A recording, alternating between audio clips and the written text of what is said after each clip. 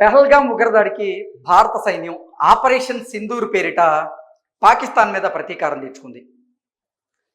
పాకిస్తాన్లో ఉన్నటువంటి ఉగ్రవాద స్థావరాల మీద, అలాగే పాక్ ఆక్రమిత కాశ్మీర్లో ఉన్నటువంటి ఉగ్రవాద స్థావరాల మీద భారత సైన్యం ఆపరేషన్ సింధూర్ పేరిట మెరుపు దాడులు చేసింది. ఆ మెరుపు దాడుల్లో దాదాపు 100 నుంచి 150 మంది ఉగ్రవాదులు హతమయ్యారు.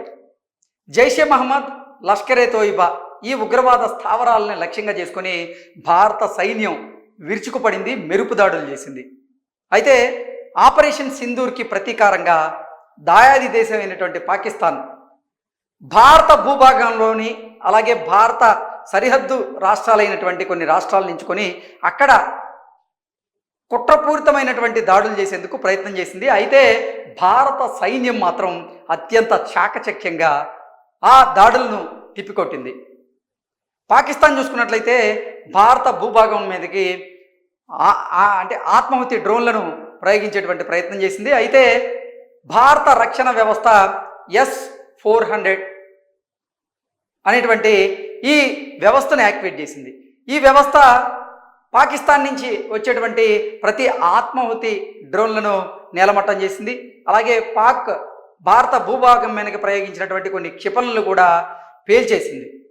దానికి తోడు పాకిస్తాన్ యుద్ధ విమానాలను వాడుతూ, ఆ యుద్ధ విమానాలు ఏంటంటే JF-17 2, అలాగే F-16 ఈ యుద్ధ విమానాలను వాడుతూ భారత భూభాగం మీద దాడులు చేసేటువంటి ప్రయత్నం చేసింది. అయితే మన S-400 అలాగే ఆకాశ్ మిసైల్స్ ఇవి ఆ పాకిస్తాన్ నుంచి వచ్చేటువంటి ప్రతి క్షిపణిని కూడా అవి నేలమట్టం చేయడంలో సక్సెస్ అయ్యాం. అయితే అసలు నిజంగా చెప్పాలి అంటే భారత్కి పాకిస్తాన్కి మధ్య యుద్ధ మేఘాలు కమ్ముకొని అది తీవ్ర ఉధృతిగా మారిన నేపథ్యంలో మొదటగా అసలు భారత పాకిస్తాన్ల మధ్య ఆ యుద్ధం జరుగుతున్న దానిలో మాకు సంబంధం లేదు అని చెప్పినటువంటి అమెరికా ఏదైతే ఉందో అది ఇన్వాల్వ్ అయ్యేటువంటి ప్రయత్నం చేసింది. ఎందుకు? పాకిస్తాన్ అమెరికాని శరణ్ కోడింది, మీరు భారత్తో ఒప్పందాలు జరపండి, ఒప్పందాలు జరిపి శాంతి చర్చలకి రమ్మని పిలవండి అంటూ అమెరికా ద్వారా చెప్పించింది. అమెరికా భారత్తో వచ్చి మాట్లాడిన తర్వాత ఈ కాల్పుల విరమణ ఒప్పందానికి భారత్ కూడా అంగీకరించింది. అంగీకరించిన తర్వాత కూడా పాకిస్తాన్ కుట్రపూరితమైనటువంటి అంటే దుశ్చర్యలకు పాల్పడింది.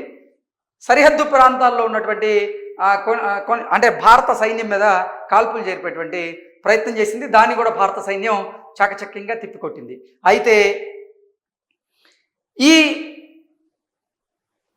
కాల్పుల విరమణ ఒప్పందానికి కారణం దాని వెనక కొన్ని కుట్ర జరిగాయని, అందులో భాగంగా పాకిస్తాన్ భారత భూభాగం మీదకి వాళ్ళు ప్రయోగించినటువంటి క్షిపణులు అవి చైనా నుంచి తీసుకొచ్చినాయి. అలాగే అక్కడ పాకిస్తాన్ వాడినటువంటి యుద్ధ విమానం అమెరికా నుంచి తీసుకొచ్చింది. అవి రెండు విఫలమయ్యాయి. వాటిని భారత సైన్యం నేలకూల్చింది. అంతర్జాతీయ సమాజంలో ఇప్పుడు చైనా అలాగే అటు అమెరికాకు చెందినటువంటి యుద్ధ సామాగ్రి విఫలమయ్యాయి అనేటువంటి మెసేజ్ ఇప్పుడు అంతర్జాతీయ సమాజానికి పాకేటువంటి అవకాశం ఉందని భావించినటువంటి అమెరికా అలాగే చైనా ఈ కుట్ర పన్నాయి అన్నట్లుగా కొన్ని వార్తలు వస్తున్న నేపథ్యంలో దాని మీద మనం పూర్తి స్థాయిలో విశ్లేషణ అయితే చేసుకుందాం. భారత్ పాక్ యుద్ధం మాటున ఆయుధ కంపెనీల ప్రచార సమరం, రఫేల్పై దుష్ప్రచారం వెనుక ప్రత్యర్థుల పన్నాగం, F-16ను యుద్ధానికి దూరం పెట్టిన వైనం, గతంలో F-15 మీద అమెరికాలో అంతర్గత దుష్ప్రచారం, భారత్తో విన్యాసాల్లో దెబ్బతిందంటూ వార్తలు, ఇవన్నీ ఆయుధ వ్యాపారంలో భాగమే అంటూ కూడా ఈ ఆర్టికల్ సారాంశం. భారత్కు చెందినటువంటి 3 రఫేల్ విమానాలని పాకిస్తాన్ నిజంగా కూల్చివేసిందా? పాక్కు చెందినటువంటి F-16 విమానాన్ని భారత్ దెబ్బతీసిందా? పాక్ JF-17 విమానాన్ని భారత్ పడగొట్టిందా? అంటే ఇలాంటి విషయాలపై రక్షణ నిపుణుల నుంచి భిన్నమైనటువంటి వాదనలు అయితే వస్తూ ఉన్నాయి. ప్రముఖ అంతర్జాతీయ వార్తా సంస్థల్లో వివిధ కథనాల ప్రసారం అవుతూ ఉన్నాయి. వాటి ఆధారంగానే సోషల్ మీడియాలో రకరకాల పోస్టులు కనిపిస్తూ ఉన్నాయి. వీటిలో ఏది నిజం ఏది అబద్ధం తెలుసుకోవడం చాలా కష్టం. ఎందుకంటే వీటిలో కొన్ని ప్రచారాల వెనక పెద్ద పెద్ద ఆయుధ కంపెనీలు ఉంటాయి. తమ ఆయుధాల గురించి గొప్పగా ప్రచారం చేసుకోవడానికి తమ ప్రత్యర్థి కంపెనీల ఆయుధాలపై దుష్ప్రచారం చేయడానికి అవి పన్నే కుట్రలు కుతంత్రాలు ఉంటాయి. వాటికి అనుగుణంగా కొన్ని వార్తా సంస్థలు చేసేటువంటి గిమ్మిక్కులు కూడా ఉంటాయి. అంతేకాదు కొన్ని ఆయుధ దళాలు వర్గాలు ప్రభుత్వ వర్గాలను ఉద్దేశపూర్వకంగా ఇచ్చేటువంటి తప్పుడు సమాచారాలు సైతం దాంట్లో ఉంటాయి. ప్రపంచంలో ఎక్కడైనా యుద్ధం వచ్చిందంటే ఆయుధ కంపెనీలు అక్కడ వాలిపోతాయి. ఆ యుద్ధంలో ఇరుపక్షాలు ఉపయోగిస్తున్నటువంటి ఆయుధాలకు అనుకూలంగా ప్రతికూలంగా మీడియాలో కథనాలు వచ్చేలాగా ఇప్పుడు ప్రయత్నాలు మొదలు పెడుతూ ఉంటాయి. రఫేల్ యుద్ధ విమానం సంగతి తీసుకుందాం. దీనిని ఫ్రాన్స్కి చెందినటువంటి దసో ఏవియేషన్ సంస్థ తయారు చేసింది. ప్రస్తుతం ఇది 4.5 జనరేషన్ యుద్ధ విమానాల్లో అత్యధిక డిమాండ్ కలిగినది. Egypt, Bharat, Qatar, Greece, Croatia దేశాలు దీన్ని కొన్నాయి. ఇండోనేషియా, సెర్బియా, యుఏఈలు కూడా కొనుగోలుకు ఒప్పందాలు కుదుర్చుకున్నాయి. 2029 వరకు సరిపడేటువంటి ఆర్డర్లు దసో కంపెనీ వద్ద ఇప్పటికే ఉన్నాయి. అంటే నిజంగా ఈ రఫేల్ యుద్ధ విమానం ఎంత ప్రభావవంతంగా పనిచేస్తుంది అనేది దానికి ఉదాహరణగా తీసుకోవచ్చు. తాజాగా భారత్ తన నౌకాదళం కోసం 26 యుద్ధ విమానాలను ఆర్డర్ పెట్టగా వాటిని 2031 నాటికి డెలివరీ చేస్తామంటూ ఫ్రాన్స్ చెప్పిందనేటువంటి విషయాన్ని రఫేల్ అంటే మనం ఈ సందర్భంగా గుర్తు చేసుకోవచ్చు. అంటే అసలు రఫేల్కు ఎంత డిమాండ్ ఉంది అనేది దీని ద్వారా మనం గ్రహించవచ్చు. అసలు అంతర్జాతీయ మార్కెట్లో అమెరికాకు చెందినటువంటి F-16 యుద్ధ విమానం రఫేల్కు ప్రధాన పోటీదారిగా ఉంది. గతంలో భారత్ 126 యుద్ధ విమానాలను కొనుగోలు చేసేందుకు బిడ్లు ఆహ్వానించగా అందుకోసం రఫేల్తో పాటుగా F-16 కూడా పోటీ పడింది. అయితే భారత్ దీన్ని కాదని రఫేల్ని ఎంచుకుంది. 2019లో బాలాకోట్ దాడుల మర్నాడు పాక్ F-16 విమానాన్ని భారత్కు చెందిన పాత MiG-21 విమానం కూల్చివేసింది అనేటువంటి వార్తలు వచ్చాయి. దీంతో F-16కు అంతర్జాతీయ మార్కెట్లో కొంత ఎదురు దెబ్బ తగిలింది. అలాగే రఫేల్ యుద్ధ విమానం ఆర్డర్లు భారీగా పెరిగాయి. భారత వాయుసేన తాజాగా మరో 110 యుద్ధ విమానాలను కొనుగోలు చేసే ఆలోచనలో ఉంది. ఇందులో కూడా రఫేల్తో 4 అమెరికన్ యుద్ధ విమానాలు పోటీ పడుతున్నాయి. వీటిలో F-16 అలాగే F-21 అని కూడా అది పేరు మార్చుకుంది.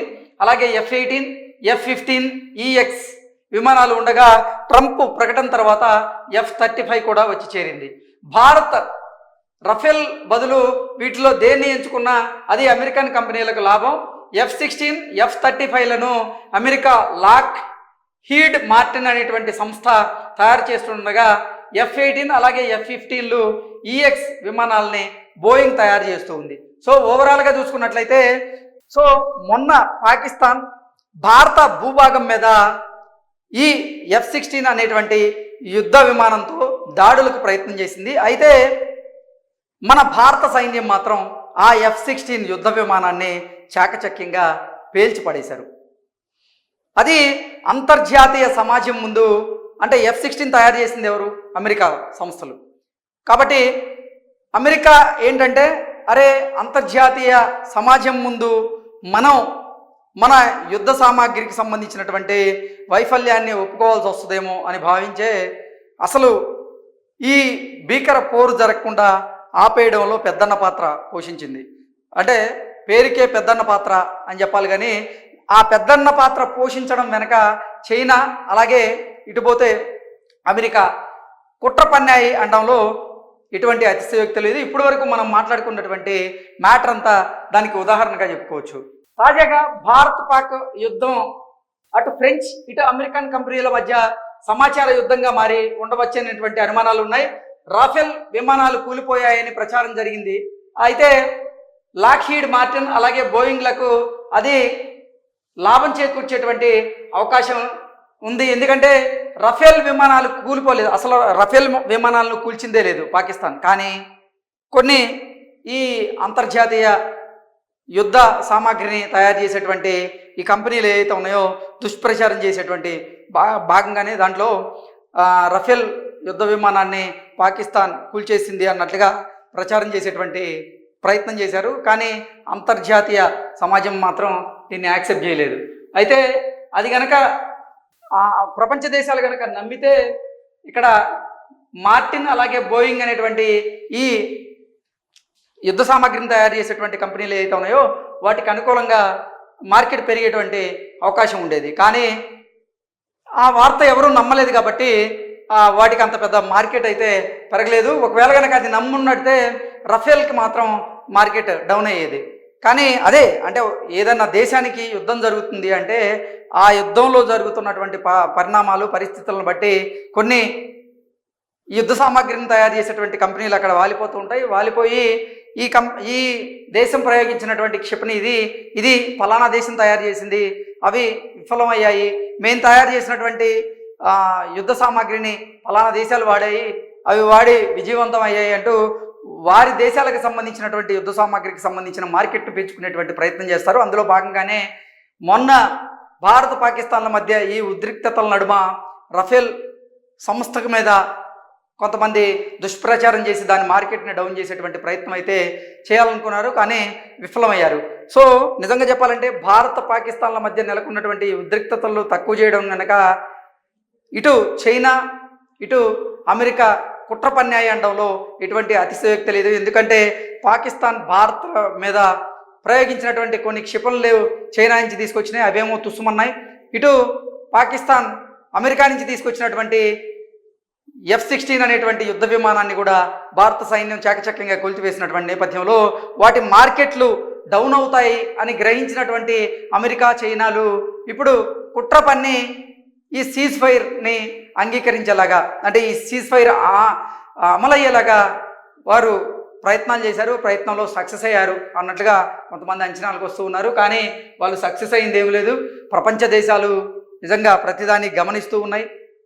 రసెల్స్ నేలకూలిందా లేదంటే F-16 నేలకూలిందా అనేది వాళ్ళు ఖచ్చితంగా గ్రహించగలరు, గ్రహించారు కూడా. Thank you so much.